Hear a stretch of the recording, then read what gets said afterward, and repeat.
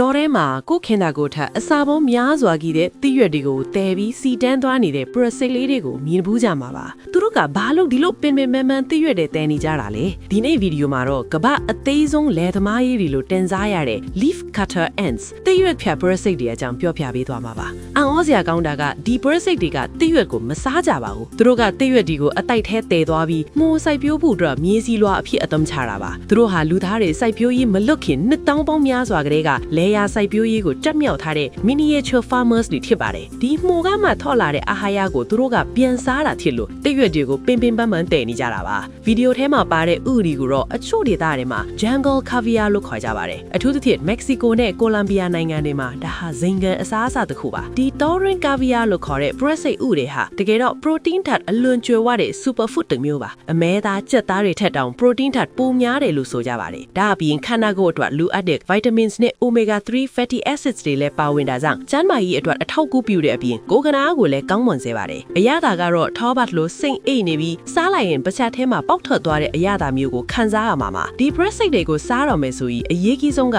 အကောင်ကြီးရဲ့အမီးပိုင်းကိုပဲတီးတန့်ထုတ်ယူတာပါပထမဦးဆုံး breast ရဲ့ခေါင်းနဲ့ရင်ဘတ်ပိုင်းကိုဖယ်ထုတ်လိုက်ပါတယ်ကျွန်တော်တို့စားမှာကအာဟာရအပြည့်ဆုံးထက်တဲ့ white ဆက်နေတဲ့အမီးပိုင်းပဲဖြစ်ပါတယ်ရှိလာတဲ့အမီးလုံးလေးတွေကိုရေစင်အောင်ဆေးပြီးအညစ်အကြေးတွေကိုဖယ်ရှားပါတယ်ဒီအမီးလုံးလေးတွေကိုဒဲအုပ်ပူပူပေါ်မှာစီအနှဲငယ်ဒါမှမဟုတ်ထောပတ်နဲ့ခဏလောက်လှော်ပေးရတာတယ်အပူရှင်ရောင်အမီးခွင်လေးတွေကကြွက်တက်လာပြီးအတွင်းကဥအနစ်လေးတွေကပိုပြီးစိတ်ထွက်လာတာပါတချို့ကတော့ဒီအတိုင်းအကျွတ်လှော်ပြီးစားလေးဖြူကတရေစားလို့စားကြတယ်လို့တချို့ကတော့ဂျွန်ပြားထဲမှာထည့်ပြီးငရုတ် sauce နဲ့တွဲစားကြပါတယ်တကယ်ကိုဇင်ကန်ဟဲလီယာအဖြစ်စားခြင်းရင်တော့ကြက်ဥနဲ့ရောကြော်တာဒါမှမဟုတ်ထောပတ်တီ sauce နဲ့ရောစားတာမျိုးကအကောင်းဆုံးပါပဲတကယ်ချင်းတို့ရောဒီလိုစိတ်အေးနေတဲ့ process အမီးလုံးလေးတွေကိုမီးစမ်းကြည့်ကိုအစီအစဉ်ရှိလား comment မှာပြောခဲ့အောင်နော်စီစဉ်လေးကိုဒီမှာပဲရပ်ခွင့်ပြုပါခင်ဗျာ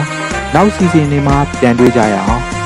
ကျွန်တော်ရဲ့တင်ပြမှုလေးကိုကြိုက်နေတဲ့ဆိုရင် like share subscribe တွေနဲ့အားပေးခဲ့ပါအောင်ခင်ဗျာ